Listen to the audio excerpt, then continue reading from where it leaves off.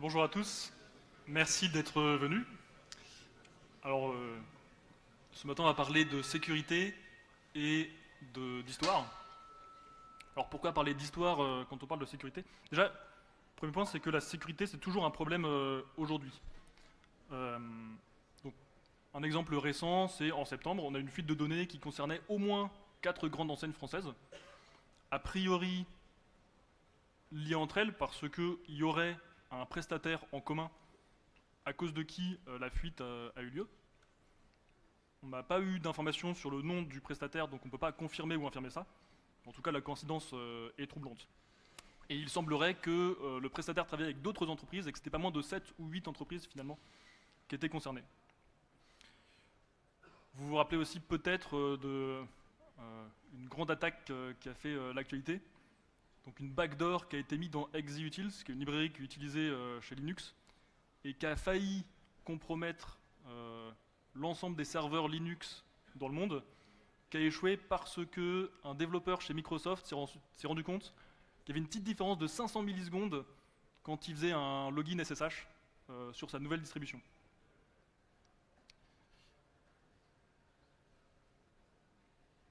Et donc là, c'est deux exemples qu'ont fait l'actualité à un moment donné, mais en fait, d'après Veracode, c'est 80% des applications qui contiennent au moins une vulnérabilité. Et ces vulnérabilités, elles existent, mais elles sont utilisées. Il y a un autre rapport de Forrester Research qui dit que 35% des attaques externes sont causées à un moment ou à un autre par un défaut dans une application web. Donc c'est vrai que la cybersécurité, c'est compliqué. Pourquoi c'est complexe? Déjà, d'un point de vue technique pur, parfois c'est pas évident.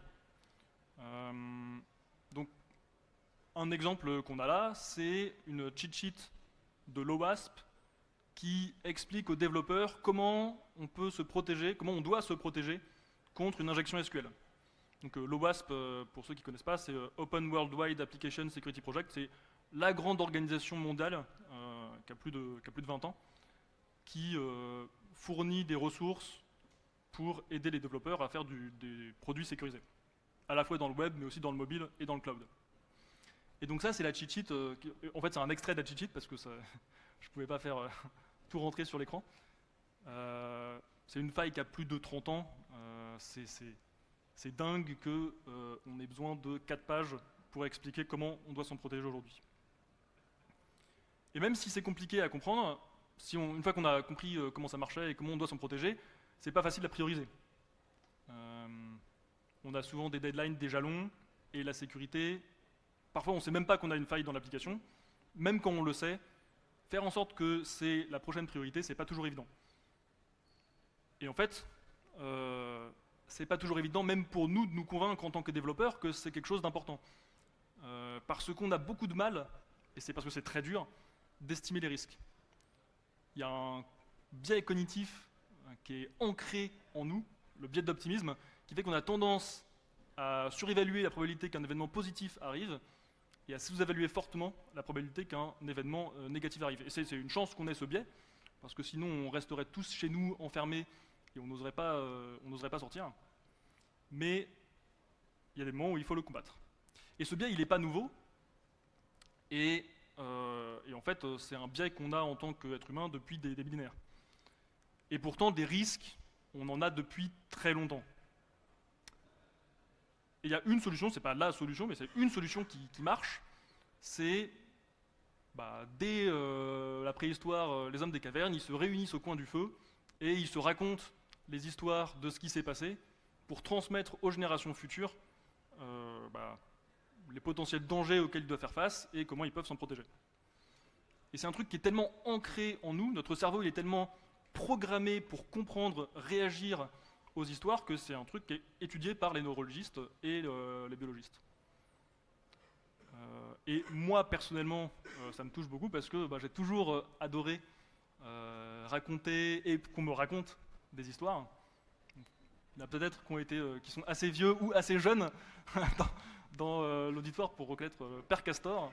Raconte-nous une histoire qui a bercé mon enfance. Voilà. Et petite anecdote qui a son importance, mais même si c'est pas très répandu en Angleterre, Père Castor, ça se dit Papa Beaver en anglais. Alors pourquoi je m'intéresse personnellement au fait de raconter des histoires dans la sécurité, qui je suis, donc Paul Molin, je suis historiquement développeur web chez Théodo. Donc Théodo, c'est une entreprise où on développe des applications web, mobile, cloud, sur mesure pour aider nos clients. Et déjà, j'ai toujours été passionné de sécurité applicative. Donc je suis membre de l'OWASP dont je parlais juste avant. Et aujourd'hui, je suis CISO chez Théodo, donc responsable de la sécurité du SI. Et une de mes missions, c'est notamment de faire en sorte que les produits qu'on livre à nos clients, ils ne contiennent pas de vulnérabilité. Et donc, un des moyens, vous l'avez compris, que j'utilise pour former et sensibiliser les développeurs chez Théodo, c'est de raconter des histoires. Donc je me considère un peu comme le Papa Beaver chez Théodo. Alors pourquoi est-ce que les histoires dans la sécurité, ça marche, ça peut marcher spécifiquement? Le premier truc, c'est que avec les histoires, on peut véhiculer le message que la sécurité, ça peut être amusant. Parce qu'il y a quand même un aspect ludique, gamification, à essayer de chercher des failles dans ce que soit on a conçu soi-même, soit ce que les autres ont conçu. Et parfois, c'est un peu en combinant des fonctionnalités qui a priori n'ont rien à voir qu'on peut réussir à faire des choses assez rigolotes. Alors un exemple de ça, ce sera ma première histoire, c'est même pas lié à une application web, c'est lié à un produit que on n'utilise plus trop mais que vous avez dû utiliser à un moment, c'est la Poste. Aujourd'hui, si on veut utiliser le service de la Poste, et donc envoyer des lettres à quelqu'un, on paye ce service en collant un timbre sur l'enveloppe. Mais on n'est pas obligé. Il y a un moyen, si on veut, on peut décider d'envoyer une lettre à quelqu'un, à un destinataire, sans payer, sans mettre de timbre, et à ce moment-là, c'est le destinataire qui, lui, s'il a envie de recevoir le courrier, qui va devoir payer la Poste au moment où le facteur arrive chez lui. Donc ça, c'est une feature qui est assez intéressante. Deuxième fonctionnalité, qui n'a rien à voir, c'est que la Poste nous autorise à faire des erreurs. Je peux, en tant que client, faire une erreur quand j'écris l'adresse du destinataire, soit parce que l'adresse n'existe plus, ou juste que j'ai fait une faute. Et dans ce cas-là, ce qui se passe, c'est que la Poste, elle me renvoie le courrier en utilisant le champ de l'expéditeur. Donc si j'ai mis dans l'adresse de l'expéditeur que c'était moi qui avais envoyé la lettre, si j'ai fait une erreur, la Poste va me renvoyer la lettre. Et si on combine ces deux fonctionnalités d'un seul coup, que je choisis d'envoyer la lettre à une adresse qui n'existe absolument pas, sans timbre, donc sans payer, mais que dans l'expéditeur, je mets l'adresse de la personne à qui je veux réellement envoyer le courrier, en fait la Poste va essayer de l'envoyer la lettre à l'expéditeur qui n'existe pas, se rendre compte que c'est pas possible, et renvoyer la lettre à l'expéditeur, le faux expéditeur, qui est la personne à qui je voulais vraiment envoyer la lettre. Alors ça fonctionne. Bien sûr, ça prend beaucoup plus de temps. Et il y a 2-3 fois plus de chances d'erreur et que la lettre se perde dans le chemin. Donc, en plus, c'est pas tout à fait légal, donc je vous conseille pas de le faire. Mais en plus, aujourd'hui, on a d'autres moyens pour communiquer gratuitement que d'envoyer des lettres. Mais ça fonctionne.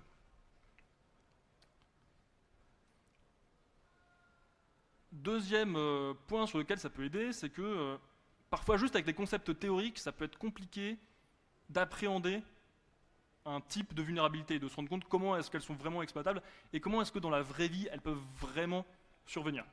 Donc par exemple, une des vulnérabilités que j'ai longtemps cru possible que de manière théorique, c'est ce qu'on appelle les insecure deserialization. Donc la déserialisation, c'est le fait de prendre une string, une chaîne de caractères, et de la transformer en un objet qui est compréhensible par le langage du serveur.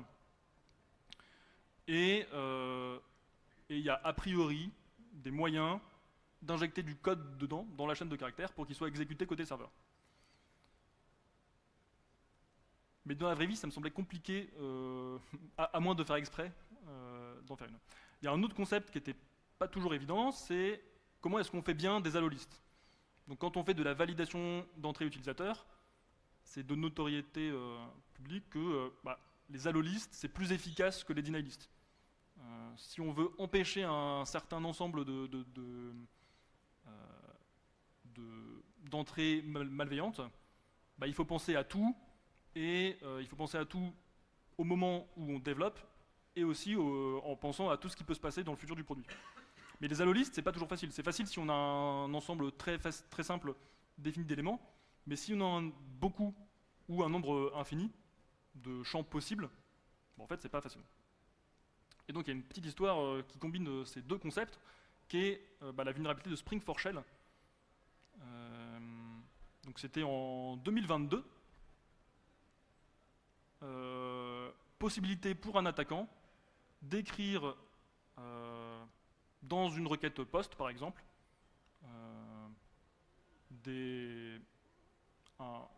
un payload qui va lui permettre d'exécuter du code qu'il contrôle.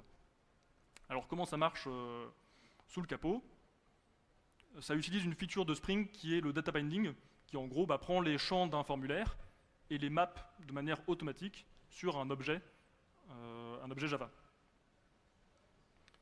Donc tous les objets Java, ils héritent de l'objet object, et donc ils ont accès à un attribut qui s'appelle class. Et dans le cas où on utilise en web server Apache Tomcat, il y a une propriété de classe qui s'appelle le class loader, qui permet de faire plein de choses, et notamment d'accéder à resources.context.parent.pipeline.first, qui est un peu compliqué, mais qui en gros permet d'accéder aux propriétés de log de Apache Tomcat. Et donc, dans un formulaire, en forgeant une requête POST, si un attaquant met un champ qui correspond à ces attributs-là, en fait, il va pouvoir manipuler les propriétés de logging d'Apache Tomcat. Et dans ces propriétés, il y a des choses qui sont assez intéressantes. Il y a par exemple le pattern qui permet de mettre un contenu, suffixe qui permet de définir l'extension d'un fichier de log, et le préfixe qui permet de mettre le nom du fichier. Donc par exemple, là, en mettant un formulaire POST, une requête POST qui ressemble à ça, un attaquant il va créer un fichier qui s'appelle shell.jsp sur le serveur, dans lequel en fait, il va exécuter le contenu d'une requête du query param CMD. Et donc comme ça, on a une web shell sur le serveur qui utilise Apache Tomcat et la version vulnérable de Spring. Et cette vulnérabilité a été corrigée en 2010. En fait, ce qu'ils ont fait, c'est qu'ils prennent les requêtes POST qui sont data bindées, et ils regardent si dedans il y a un attribut qui est class loader, et si c'est le cas, ils drop cet attribut-là et ils passent au suivant. Alors si vous avez été attentif, vous avez remarqué que la Spring4Shell c'était en 2022, et là je parle d'une correction en 2010.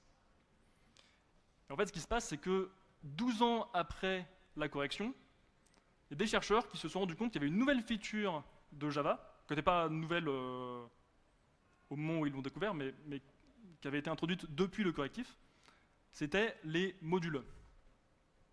Alors je ne vais pas rentrer dans les détails de ce que c'est les modules et à quoi ça sert et comment ça fonctionne, mais en tout cas ce qui est intéressant, c'est qu'il y avait une nouvelle façon d'accéder à la propriété classLoader. Au lieu d'y passer directement, en passant par class.module.classLoader, on avait la possibilité d'exploiter à nouveau la vulnérabilité qui avait été corrigée 12 ans plus tôt. Donc là, ce qu'ils ont fait, c'est qu'ils ont fait une nouvelle correction, où cette fois, ils n'ont pas fait la deny list de dire si c'est classLoader, je bloque. Ils ont dit on autorise les attributs uniquement s'ils finissent par name. Et a priori, personne n'a besoin de faire du data binding sur un class.toto si Toto finit pas par name. Donc ça permet à la fois de comprendre un contexte dans lequel une désérialisation insécurisée était possible, et donc d'aider petit à petit à se faire un modèle mental de quand est-ce que ça arrive et quelles sont les bonnes pratiques pour s'en protéger, et aussi de se dire comment est-ce qu'on peut faire une analyse. En fait, c'est pas juste un tableau d'éléments qu'on veut autoriser, ça peut être une énumération d'items bien sûr, mais ça peut être aussi avec il faut que ça commence par telle ou telle chaîne de caractères, ou même une regexp. Alors un troisième point, c'est que ces histoires, elles peuvent aider à trancher des débats. Parce que, en allant voir des histoires et des histoires vraies, c'est ça qui est important, on va voir ce qui se passe sur le terrain. Et donc on arrête de se prendre la tête sur des concepts théoriques, on va voir ce qui se passe dans la vraie vie, et ça nous aide à nous forger des vraies opinions. Donc, par exemple, on va imaginer l'application qui a une XSS. Donc une XSS, c'est cross-site scripting, c'est une injection par un attaquant de code JavaScript qui est exécuté à un moment dans le navigateur d'une victime. Donc on va imaginer le scénario suivant. L'attaquant envoie un payload dans lequel il y a ce HTML qui contient du JavaScript. Le payload est stocké côté serveur et quelques heures, jours, semaines plus tard, une victime va sur la page qui affiche le contenu du payload. Le payload est exécuté dans le browser de la victime. Alors la meilleure façon de se protéger contre l'XSS, c'est de faire de l'encodage. Donc on prend des caractères qui sont connus pour être dangereux. Donc là, par exemple, les caractères qui sont interprétés comme du HTML par le browser, donc par exemple les chevrons, et on les remplace par d'autres caractères qui vont être affichés pareil dans le navigateur, mais qui ne sont pas interprétés. Donc là, par exemple, le chevron de gauche qui ressemble à un lower than, bah, c'est esperluette LT pour lower than, point virgule, et le chevron de droite, c'est greater than. Et donc dans le browser, quand on affiche cette string, bah, elle est affichée avec les chevrons qui sont dans le browser. Et si on regarde les sources, on voit que les chevrons, le HTML n'est pas interprété, parce que bah, la coloration syntaxique est différente. Alors la question qu'on peut se poser, c'est, dans notre scénario qu'on a vu, où est-ce qu'on choisit d'encoder le payload? Est-ce qu'on l'encode au moment où l'attaquant est en train de faire son attaque dans son browser à lui? Est-ce qu'on le fait côté serveur avant de stocker le payload dans la DB? Est-ce qu'on fait l'encodage avant de retourner le payload au navigateur, ou est-ce qu'on le fait directement dans le navigateur lui-même? Et ben c'est la question que s'est posée Evernote, qui à un moment avait une XSS dans leur application. Donc Evernote, c'est une application de prise de notes, dans laquelle dans les notes, on peut rajouter des images. Et on peut changer le nom de l'image et mettre du HTML, du JavaScript, qui est exécuté au moment où la note est affichée dans le browser de la victime. Donc si on prend ce payload ici, on clique là, on a l'alerte qui s'affiche dans le browser de la victime. Et donc ce que Evernote a choisi de faire, c'est au moment où la note est créée ou modifiée, de faire l'encoding ou la sanitilisation à ce moment-là. Et alors, il faut savoir que c'est un cas un peu particulier parce que Evernote, c'était une application bureau aussi, donc basée sur un Chromium derrière, mais c'était quand même une application desktop. Et du coup, il fallait que les utilisateurs remettent à jour leur application pour être protégés. Alors, le problème, c'est que ça ne résout pas à 100% le problème. Déjà parce que, comme c'est au moment où on sauvegarde la note que l'encodage est fait, bah, il y a toujours les vieilles notes qui ont été réalisées avant, qui ne sont pas sanitisées et encodées, et qui peuvent être réutilisées par les attaquants, pour peu qu'ils les aient sauvegardées, pour attaquer des utilisateurs encore aujourd'hui. Et surtout, les attaquants pouvaient downgrader leur application, retourner sur la version vulnérable, pour créer des nouvelles notes avec des payloads malveillants, qui étaient servis aux utilisateurs qui, eux, avaient fait leur montée de version, pour les attaquer. Donc, a priori, comme l'attaque, elle cible les navigateurs, bah, le meilleur moment pour faire l'encodage, c'est au moment où l'attaque va être effectuée, et donc d'encoder les payloads potentiellement malveillants à l'affichage.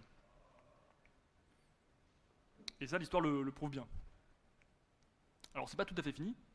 Ça, c'était mon modèle mental il faut absolument, dans tous les cas, encoder dans le browser, et ça suffit. Parce que comme on cible le browser, c'est le meilleur moment pour le faire. Donc, un des trucs que j'aime bien faire, c'est faire des go-NC régulièrement. Donc, je vais voir une équipe projet. On se met dans une salle, et puis ensemble, on va regarder le schéma d'archi de l'application, on va regarder le code, et on va essayer de voir s'il y a des vulnérabilités, et ça permet de former et de sensibiliser les devs de l'équipe technique. Et donc dans un GoNC, je trouve ce code. Et dans ce code, on voit dangerously set in HTML. Donc là, c'est le code d'un composant React. Et dangerously set in HTML, c'est la fonction que React met à disposition des développeurs pour contourner l'encodage par défaut, dans le cas où on veut vraiment autoriser des utilisateurs, ou en tout cas de manière dynamique, du HTML à s'afficher dans un composant. Évidemment, c'est dangereux en fonction de ce qu'on met dans la fonction. Et alors là, ce qu'ils essayaient de faire, c'était de faire un composant qui affiche des données structurées au format JSON-LD, pour qu'il y ait des données qui s'affichent joliment dans le moteur de recherche au moment où le site en question apparaît dans les résultats de la recherche de Google, par exemple. Et pour faire ça, ils sont allés voir la documentation de Next.js. Et dans la documentation de Next.js, on voit qu'ils recommandent, pour faire cette fonctionnalité, d'utiliser le dangerously set in HTML dans le composant.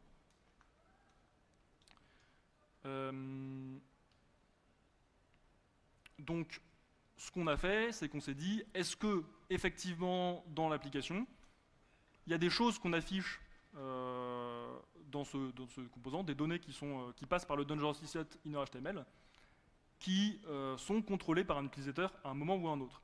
Et il s'avère que oui, il y a une des choses qu'on affichait dans ces données structurées, c'était des commentaires qui venaient de Google Maps. Et donc on récupérait les commentaires de Google Maps via son API, ce qui faisait que, théoriquement, si un attaquant écrit un commentaire sur Google Maps sur une enseigne qu'on affiche dans le site et qui met un payload en JavaScript de la bonne façon, bah, potentiellement ce payload était interprété sur notre site à nous. Et donc on avait une XSS qui marchait correctement. Là où on avait de la chance, c'était pas encore en prod, mais imaginons qu'on avait déjà été en prod, l'attaque était quand même pas possible parce que Google Maps fait les choses bien et dès l'API, qui est une API publique, il décide d'encoder ou de faire de la sanititisation sur les payloads. Donc là, en l'occurrence, le commentaire qu'on récupérait, il était déjà, le JS était déjà strippé. Donc on était safe. Donc, autre point à retenir, c'est dans le cas des XSS, si on a une API publique, surtout, et qu'on ne peut pas savoir combien de clients vont consommer cette API et comment est-ce qu'eux vont se protéger, pour les protéger eux-mêmes, ça peut être intéressant de faire l'encodage directement. Alors ça ne veut pas dire qu'il ne fallait pas faire l'encodage en plus ou la sanitisation en plus de notre côté, parce que c'est comme on ne maîtrise pas ce que Google fait, si un jour il y a une régression dans leur API et que les commentaires sont plus encodés ou qu'on décide de récupérer des données d'un autre endroit, c'est important qu'on fasse de la défense en profondeur et qu'on sanitise aussi de notre côté. Et ça m'amène au point suivant qui est, c'est pas parce qu'on a une vulnérabilité dans notre code qu'elle est toujours directement exploitable. Parfois on a des vulnérabilités qui sont pas, qui existent, mais on peut rien en faire. Et donc on se dit, c'est bon, je suis pas il n'y a pas d'impact, donc j'ai pas besoin de la corriger tout de suite. Je peux déprioriser et le faire éventuellement plus tard ou jamais. Mais parfois, on peut chaîner des vulnérabilités qui, indépendamment, sont inutiles pour faire une attaque complète. Et un exemple de ça, c'est chez Zoom.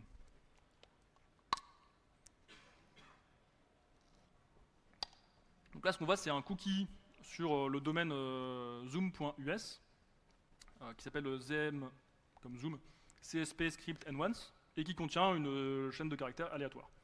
Alors, il y a un des trucs intéressants dans le nom du cookie, c'est ces trois lettres CSP qui font penser à la Content Security Policy.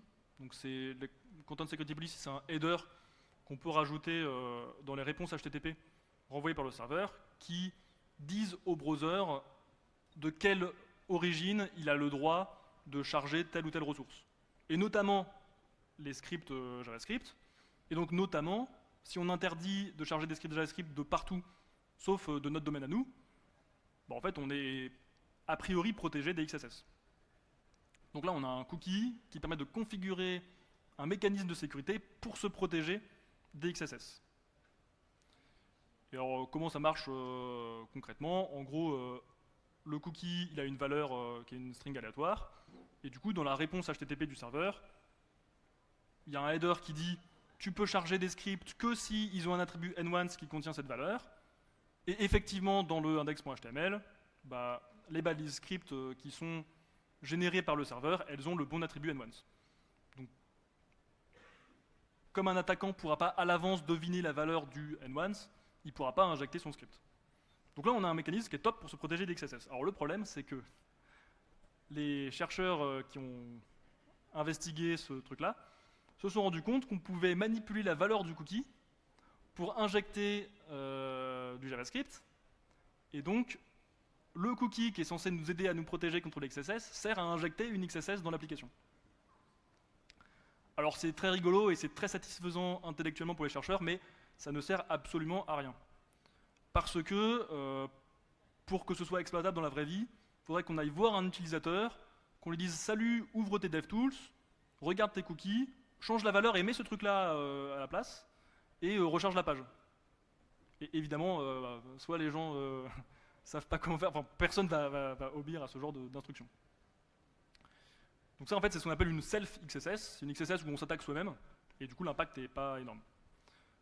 Alors souvent, ça peut marcher de se faire une self-XSS avec du phishing, quand c'est pas aussi complexe que de changer la valeur d'un cookie. Et là, c'est carrément compliqué. Alors on pourrait imaginer que l'attaquant va se faire son propre site sur lequel il manipule la valeur du cookie pour attaquer les utilisateurs, mais en fait, il y a le concept de Same Origin Policy qui nous interdit de changer un cookie qui n'est pas sur le domaine sur lequel on est actuellement. Ou sur un sous-domaine du domaine sur lequel le cookie a été configuré. Donc on garde ça dans un coin de la tête, parce que les chercheurs ne se sont pas laissés abattre, et ils ont cherché d'autres vulnérabilités. Ils ont trouvé une autre XSS dans un sous-domaine de Zoom. Donc, alors, c'est pas vraiment redacted, hein, du coup, c'est le sous-domaine, ils ont gardé le vrai nom secret pour des questions de confidentialité. Mais donc, ils trouvent un endpoint sur ce sous-domaine qui leur permet d'injecter du JavaScript et de faire une XSS. Alors, le problème, c'est que là aussi, l'attaque, elle sert à rien. Pourquoi? Parce que ce sous-domaine de Zoom, dont on ne sait pas trop à quoi il servait, en fait, d'après les chercheurs et d'après Zoom, il est complètement inutile. Il n'y a pas de données sensibles dessus, on ne peut rien y modifier. Donc on a une XSS qui marche, mais l'impact est nul. En revanche, et c'est là où c'est très intéressant, c'est que cette vulnérabilité, elle est sur un sous-domaine de Zoom.us, qui est le domaine sur lequel on avait le cookie qu'on a vu juste avant. Donc, ce que les chercheurs ont fait, c'est qu'ils ont fait une requête POST sur ce sous-domaine, qui lui ne sert à rien, mais sur lequel ils avaient le droit de modifier le contenu du cookie du domaine parent. Et donc, en exploitant l'XSS du domaine secondaire, ils étaient capables de changer la valeur du cookie CSP, de mettre dedans du JavaScript, et donc de le faire exécuter par les utilisateurs du vrai domaine. Et donc là, la faille, elle est exploitable. On a une XSS complète de bout en bout qui fonctionne parfaitement. Donc ça ne veut pas dire, parce qu'une vulnérabilité n'est pas exploitable directement, que ce n'est pas un problème de sécurité à terme. Et alors, est-ce que ça fonctionne de raconter ces histoires? Est-ce qu'on a un résultat tangible? Alors, mon opinion, c'est que c'est quand même un investissement long terme. Parce que le but, c'est à force de se raconter et de s'entendre raconter des histoires, on se construit des modèles mentaux de quels sont les différents types de vulnérabilités qui existent, comment est-ce qu'elles peuvent survenir, et de faire des liens plus tard sur les applications qu'on va développer. Et parfois, quand même, on a un résultat immédiat. Donc, alors, ce qu'on fait chez Todo, c'est qu'on envoie une newsletter à tous les employés, au moins, toutes les 3 semaines. Et dans cette newsletter, en fait, ce qu'on prend, c'est qu'on choisit une vulnérabilité qui a fait l'actualité plus ou moins proche, on explique et on vulgarise comment est-ce que cette attaque, cette vulnérabilité ou cette faille a pu se produire d'un point de vue technique, et comment est-ce que les développeurs auraient pu faire pour s'en protéger.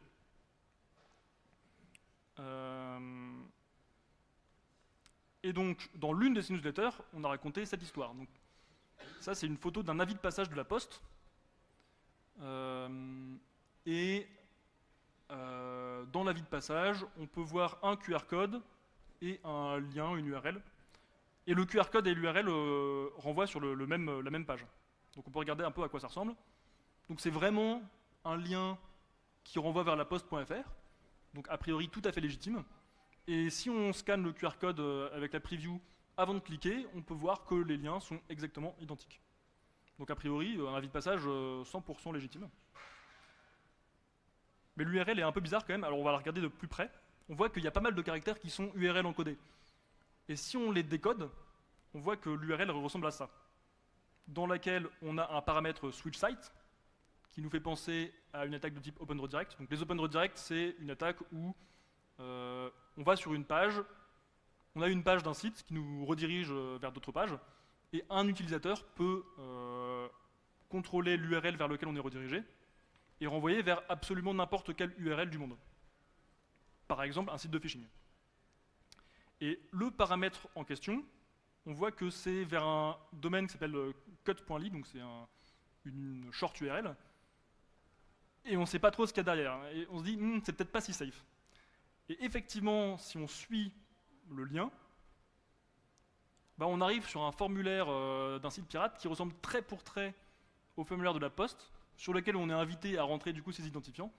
Et pif paf pouf, fuite de mot de passe, surtout sur la Poste, qui est un site public sur lequel qu'on pourrait utiliser pour accéder à d'autres données sensibles. Donc assez critique.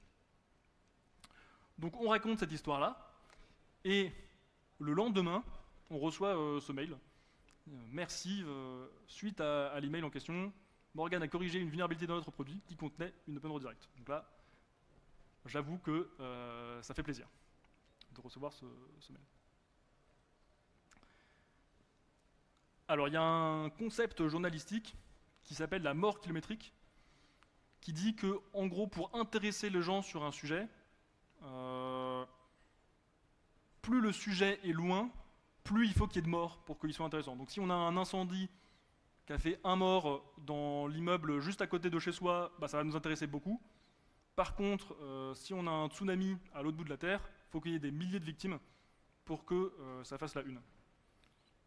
Donc si on veut réussir à transmettre un message aux développeurs, on a intérêt à faire en sorte que les histoires, elles concernent des stacks techniques ou des fonctionnalités qu'on développe vraiment sur nos projets.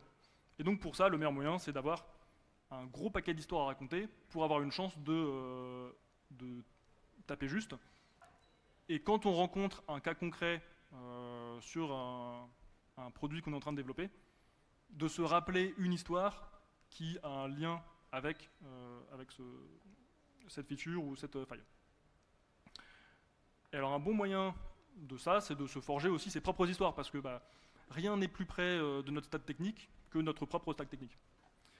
Donc deux petites histoires bonus de moi, les histoires que je me suis forgées. Alors quand j'ai commencé à m'intéresser vraiment à la sécurité applicative, ce que je faisais, c'est que je prenais les équipes projets et je les aidais à réussir leur audit du premier coup. Donc à chaque audit, on avait une note, et puis on faisait des résolutions de problèmes à chaque audit raté, pour se dire c'était quoi les trucs qu'on ne connaissait pas, comment est-ce qu'on fait pour réussir la prochaine fois. Soit en termes de connaissances qui n'étaient pas acquises, soit en termes de mécanismes dans le code pour éviter que les vulnérabilités se reproduisent. Et à force de travailler, ça fonctionne bien. Donc je montre ça à mes managers, à la direction, en disant voilà, le problème est résolu. Maintenant, on est très fort en sécurité. On peut passer au sujet suivant. Et c'est pas une blague. Le lendemain, on a un audit avec 0%, qui est la pire note qu'on a jamais eue. Le lendemain, du jour où je raconte ça à mes managers. Et alors en fait, donc ce qui s'est passé, c'est que il y avait un truc à l'époque que je ne savais pas, c'est qu'il y a 3 façons d'injecter du JavaScript dans une page web. Et le troisième, je ne le connaissais pas, et je l'oublierai jamais. Donc le premier, c'est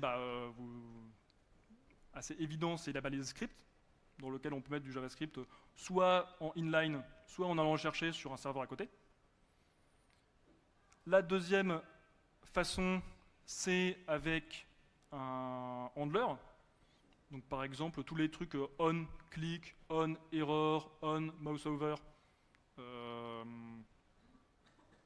Quand l'utilisateur fait l'action, ou que le browser fait l'action, le JavaScript qui est dans le handler, le doSomething là, est exécuté. Et donc la troisième façon que je ne connaissais pas, c'est avec les liens. En fait, il y a un pseudo-protocole qui est le pseudo-protocole JavaScript. On peut mettre du JavaScript derrière, et quand l'utilisateur clique sur le lien, au lieu d'être redirigé vers l'URL, le JavaScript est exécuté. Et comme on permettait dans l'application aux utilisateurs d'ajouter sur leur page de profil des URL de leur site perso, en fait, ils avaient la possibilité de mettre du JavaScript et d'injecter une XSS, de faire une XSS dans l'application. Deuxième et dernière petite histoire bonus sur la collaboration entre les devs et les experts sécu. Donc je parlais avec un architecte de framework et je racontais que Loopback, un framework qu'on avait utilisé précédemment, donc un framework pour Node, c'est une surcouche de Express, était vraiment pas top parce que quand on crée une ressource, de manière transparente, le framework il rajoutait des endpoints sur la ressource, les endpoints CRUD, donc create, read, update, delete, sans les rendre visibles. Et du coup, si le développeur pensait pas à rajouter du contrôle d'accès dessus, elles étaient publiques par défaut. Et si jamais on n'avait pas besoin de ces routes et qu'on pensait pas à les enlever par défaut, elles existaient, et, alors qu'on n'en avait pas besoin. Et je lui dis, mais heureusement, aujourd'hui, on utilise des frameworks qui sont bien plus sécurisés, comme API Platform, qui protègent de ça par défaut, qui aussi génèrent des API sur des ressources, mais qui protègent de ça. Et il me dit, mais t'es sûr que API Platform ne fait pas exactement la même bêtise? En bêtise, ça peut être pratique dans certains cas, mais en l'occurrence, si on n'est pas au courant, ça peut poser problème. Et donc on regarde, on vérifie, et effectivement, dans API Platform, on avait exactement le même problème. Et donc on a construit un outil qui s'appelle Accent, qui se branche sur API Platform, qui va sortir la liste de tous les endpoints de l'application, et qui va pour chacun d'entre eux vérifier est-ce qu'il y a un contrôle d'accès qui a été ajouté ou pas par le développeur. Donc, ce qui permet au moins au développeur qui n'a pas pensé à vérifier de rajouter du contrôle d'accès que c'est quelque chose à faire. Donc, si je résume, pourquoi les histoires ça peut aider à devenir un meilleur développeur? Alors déjà, on peut se rendre compte, parce que c'est à chaque fois rigolo de lire des write-ups d'exploits, c'est que la sécurité, ça peut être très amusant, d'un point de vue offensif. Ça permet de mieux comprendre le fonctionnement des failles et à s'en souvenir, en se créant petit à petit des modèles mentaux de comment elles marchent. À trancher des débats, parce que du coup, comme c'est... Et du coup, là, c'est important de raconter des histoires vraies. On va voir sur le terrain ce qui se passe de manière très concrète, et on ne reste pas juste sur des concepts théoriques. Ça permet aussi de combattre le biais d'optimisme, parce qu'on se dit, en fait, ce truc-là, il est arrivé sur une application qui a exactement la même stack technique que nous, et qui fait à peu près la même feature, donc il faut peut-être qu'on s'y attaque maintenant. Et enfin, du coup, grâce à ça, à prioriser la sécurité sur nos produits. Et enfin, parce qu'on explique aux développeurs en profondeur comment les failles fonctionnent, ils vont peut-être avoir des idées de comment les corriger sur le long terme et de comment empêcher qu'elles reviennent. Par exemple avec des outils comme Accent, qui sont à l'origine de développeurs, à l'initiative de développeurs, et qui se